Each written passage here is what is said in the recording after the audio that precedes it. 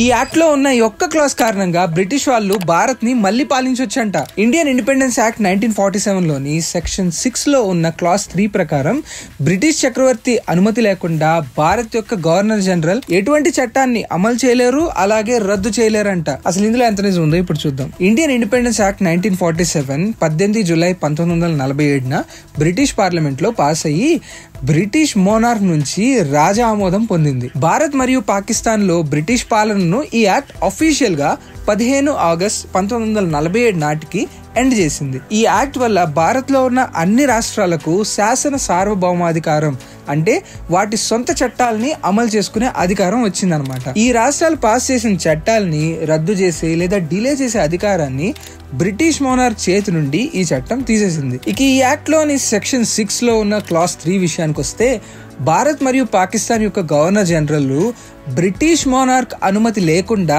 ఏ చట్టాలనైనా ఆమోదించుకోవడానికి అధికారం ఉందని ఈ క్లాస్ స్పష్టంగా చెప్పింది. దీన్ని బట్టి భారత్ లో పాస్ అయిన చట్టాలను తిరస్కరించే, డిలే చేసే లేదా నిలిపివేసే అధికారం బ్రిటన్ రాజుకి లేదు. ఇంకా గవర్నర్ జనరల్ కి ఉన్న ఈ పవర్స్ 1 ఏప్రిల్ 1948 నాటికి అంతమైపోయాయని భారత న్యాయశాఖ వారు 1 ఏప్రిల్ 1948 నాడు విడుదల చేసిన ఒక ప్రెస్ నోట్ లో పేర్కొన్నారు. ఇంకో విషయం ఏంటంటే వైరల్ పోస్ట్ లో చెప్తున్న ఇండియన్ ఇండిపెండెన్స్ యాక్ట్ 1947 ను భారత రాజ్యాంగంలో ఉన్న ఆర్టికల్ నంబర్ 395 రద్దు చేసేసింది. కాబట్టి భారత రాజ్యాంగాన్ని రద్దు చేసి మనల్ని పాలించే హక్కుని బ్రిటిష్ వారికి భారత స్వాతంత్ర చట్టం 1947 లేదా ఇండియన్ ఇండిపెండెన్స్ యాక్ట్ 1947 ఇస్తుందనే వాదనలో నిజం లేదు.